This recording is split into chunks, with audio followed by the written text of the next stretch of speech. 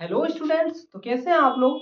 उम्मीद करते हैं कि आप बहुत ही अच्छे होंगे और मन लगा करके पढ़ाई कर रहे होंगे। और आज के क्लास में हम लोग पढ़ेंगे सर्वनाम। इसलिए पिछले क्लास में हम लोग पढ़े थे संज्ञा, और आज के क्लास में क्या पढ़ेंगे, सर्वनाम। सबसे पहले जानेंगे सर्वनाम होता क्या है।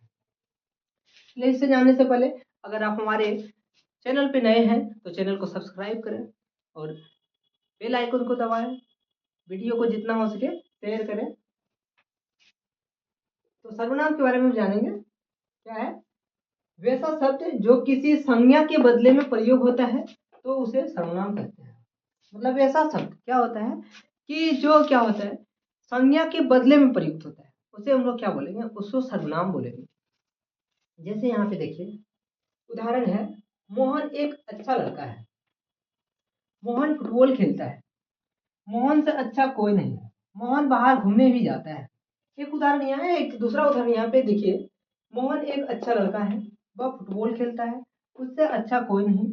वह बाहर भी घूमने जाता है। यहाँ पे क्या है, दोनों उदाहरण में इसमें मोहन, हर वाक्य में मोहन का प्रयोग हुआ है और इस उदाहरण में मोहन सिर्फ एक बार प्रयोग हुआ है। मोहन शब्द बार बार आने से वाक्य की सुंदरता क्या हो रही है, बाकी सुंदरता बेकार लग रहा है।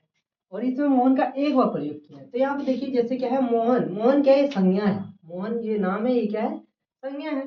तो यहाँ देखिए मोहन है, मोहन फुटबॉल खेलता है, यहाँ है वह फुटबॉल खेलता है। तो मोहन नाम जो था ये संज्ञा, इसके बदले में क्या प्रयुक्त हुआ, तो इसके बदले में वह प्रयुक्त हुआ। क्या प्रयुक्त हुआ, वह का प्रयोग हम लोग किए। तो यहाँ नाम के बदले में क्या आया, वह। वह क्या हो गया, ये सर्वनाम हो गया। सर्वनाम। और फुटबॉल खेलता है, जैसे उससे अच्छा कोई नहीं। उससे अच्छा कोई नहीं। वह बाहर भी घूमने जाता है। तो ये क्या हुआ, नाम के बदले में ये सब आया। तो ये सब क्या है, ये सब सर्वनाम है। ये सब क्या है, सर्वनाम है। सर्व मतलब सभी का। सर्व मतलब सभी होता है, नाम सभी का नाम हो गया सर्वनाम। जैसे यह हो गया, वह, मैं, तुम, क्या, कोई, कौन, आदि, अपना, ये सब चीज आदि इत्यादि आएगा। ये सभी क्या है, ये सभी सर्वनाम है। अब जानेंगे हम लोग कि सर्वनाम के भेद कितने होते हैं। तो सर्वनाम के कितने भेद, सर्वनाम के 6 भेद होते हैं। 6 भेद। पहला होता है क्या है, पुरुषवाचक सर्वनाम, निश्चयवाचक सर्वनाम, अनिश्चयवाचक सर्वनाम, संबंधवाचक सर्वनाम, प्रश्नवाचक सर्वनाम और निजवाचक सर्वनाम। ये क्या है, सर्वनाम के 6 भेद है। और 6 भेद में पहला भेद जो था पुरुषवाचक सर्वनाम, तो उस पुरुषवाचक सर्वनाम के बारे में जानेंगे कि पुरुषवाचक सर्वनाम किसे कहते हैं। तो है जो सर्वनाम पुरुष या स्त्री के नाम के बदले आता है उसे पुरुषवाचक सर्वनाम कहा जाता है। जैसे मैं, हम, तुम, वह आदि।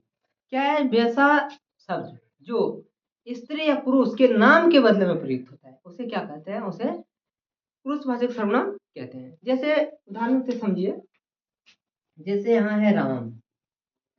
राम खेलता है। राम खेलता है। ये राम क्या है, ये नाम है। नाम क्या है, संज्ञा। ये राम एक नाम है और नाम क्या हो गया, ये संज्ञा हो गया। क्या है, राम खेलता है, तो इसके जगह पे हम लोग क्या प्रयोग करेंगे, वह। वह खेलता है। वह खेलता है। तो ये एक पुरुष है। ये नाम जो है राम, ये क्या है, एक पुरुष है। इसके बदले में क्या हुआ, इसके नाम के बदले में प्रयोग किया हुआ वह, तो ये क्या हो गया, पुरुषवाचक सर्वनाम। जैसे वही चीज है यार कि जो सर्वनाम पुरुष या स्त्री का नाम के बदले में आता है उसे पुरुषवाचक सर्वनाम कहा जाता है। जैसे मैं, हम, तुम, वह आदि। तुम क्या कर रहे हो, तुम क्या कर रहे हो, ये तो दूसरा प्रश्न है, ये दूसरा सर्वनाम है, इसको आगे हम लोग पढ़ेंगे। अब जानेंगे कि पुरुषवाचक सर्वनाम, पुरुषवाचक सर्वनाम के भी 3 भेद होते हैं, उत्तम पुरुष, मध्यम पुरुष और अन्य पुरुष। अब जानेंगे कि उत्तम पुरुष क्या होता है। तो उत्तम पुरुष के बारे में समझेंगे। तो उत्तम पुरुष होता है, जैसा हम बोल रहे हैं तो बोलने वाला जो होता है वो उत्तम पुरुष। हम बोल रहे हैं तो आप सुन रहे हैं, आप सुन रहे हैं तो आप हो गए मध्यम पुरुष।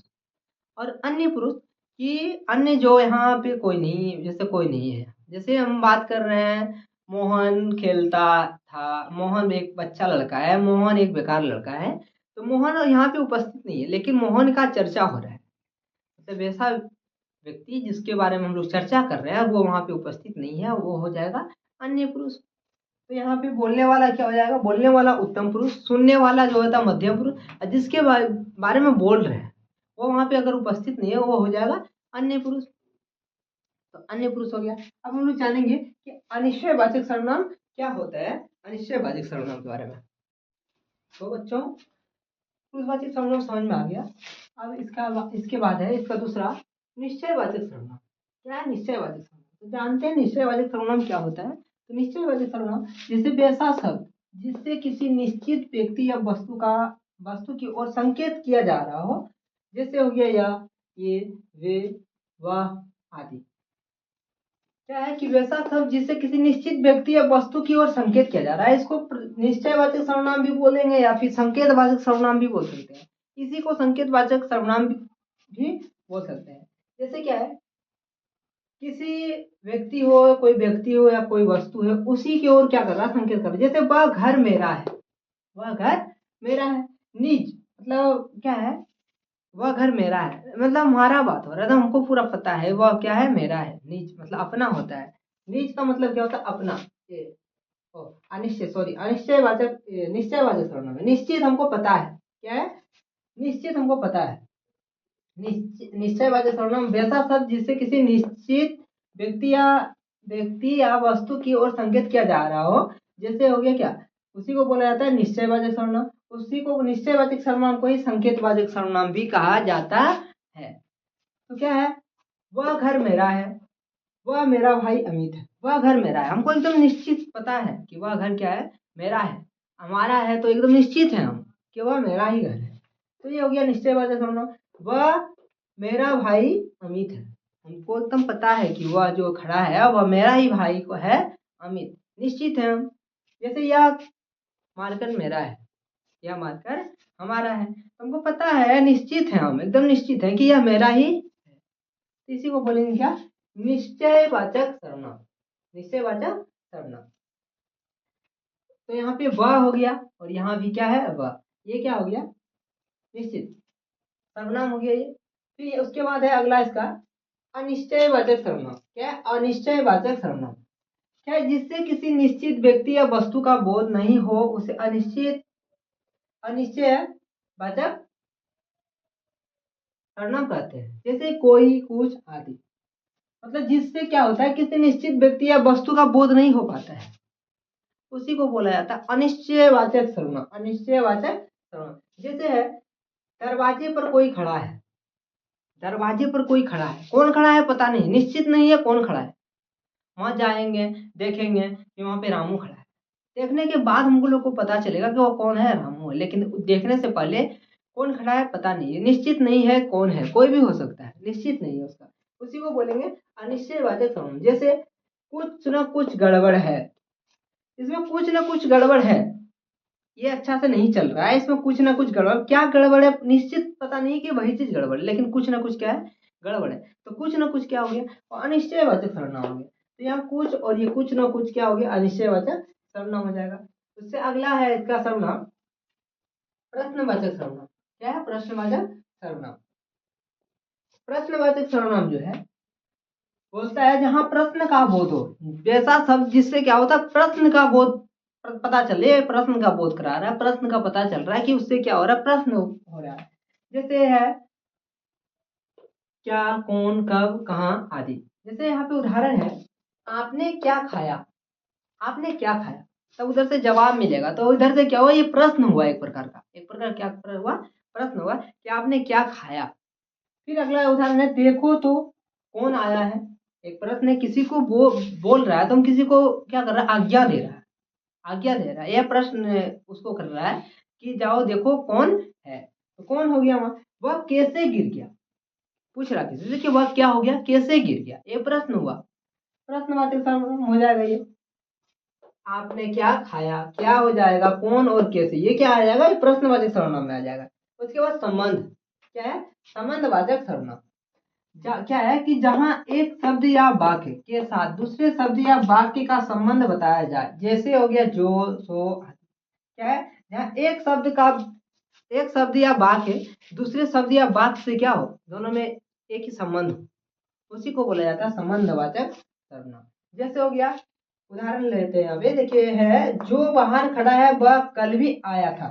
जो अभी बाहर खड़ा है वह कल भी आया था, किसके बारे में बात हो रहा है, जो और वह दोनों क्या है, एक ही व्यक्ति के लिए बात हो रहा है, जो बाहर खड़ा है। तो जो बाहर खड़ा है वह कल भी आया था, वह भी हो गया, और जो, दोनों क्या है, एक ही व्यक्ति के लिए यहाँ पे क्या कर रहे हैं, यूज कर रहे हैं। जो बाहर खड़ा है वह कल भी आया था। जैसे जिसकी लाठी उसकी भैंस, मतलब लाठी अगर तुम्हारा है तो भैंस भी तुम्हारा ही होगा। तो एक ही व्यक्ति के लिए दोनों शब्द क्या हो रहा है, वहां पे प्रयोग हो रहा है। तो यहाँ पे हो गया जिसकी लाठी उसकी भैंस। ये है क्या, संबंधवाचक सर्वनाम, जिससे क्या हो पता चले, जैसा शब्द जिससे शब्द या वाक्य जिसमें क्या दूसरे शब्द या वाक्य का बोध हो या संबंध हो, उसी को क्या बोला जाता है, उसी को बोला जाता है संबंधवाचक सर्वनाम बोला जाता है। इससे आगे है और सबसे अंतिम है, तो अगला क्या है, निजवाचक सर्वनाम। अंतिम है ये निजवाचक सर्वनाम। क्या है निजवाचक सर्वनाम, कि जिस सर्वनाम का प्रयोग कर्ता अपने लिए करता है उसे निजवाचक सर्वनाम करते हैं। मतलब ऐसा शब्द जिसका प्रयोग क्या करता है, अपने लिए करता है, जिसका प्रयोग अपने लिए करता है उसको क्या कहता है, उसे निजवाचक सर्वनाम कहते हैं। जैसे आप, स्वयं, अपना, खुद आदि। जैसे उदाहरण से समझिए, मैं अपने आप चला जाऊंगा, मैं अपने आप चला जाऊंगा, मैं अपने आप चला जाऊंगा, मतलब आप खुद का बात कर रहे हैं, अपने का बात कर रहे हैं, तो यहाँ पे अपने आप क्या हो जाएगा, ये निजवाचक सर्वनाम हो जाएगा। जैसे मैं अपना खाना बना रहा हूँ, मैं अपना खाना बना रहा हूँ, अपना जो शब्द आ रहा है वो क्या हो गया, वो निजवाचक सर्वनाम आ जाएगा। मैं खाना खुद बना रहा हूँ, खुद, मैं खाना खुद बना रहा हूँ, जिससे क्या हो, ऐसा शब्द जिससे अपने का बोध हो, आप हो गया, स्वयं हो गया, अपने का बोध हो रहा है, उसी को क्या बोलेंगे, निजवाचक सर्वनाम बोलेंगे। अगर आपको कुछ बात समझ में नहीं आ रहा है तो आप कमेंट करके पूछ भी सकते हो। और यहाँ से क्या होता है, पूरा सर्वनाम, सर्वनाम और सर्वनाम के 6 भेद, 6 भेद को हम लोग क्या किए, पढ़ लिए हैं। और आपको जहाँ पे डाउट होगा आप कमेंट कीजिए, पूछ भी सकते हैं। और उम्मीद है कि आप क्या होगा, सब समझ में आ गए होंगे। और आज का क्लास बस इतना ही।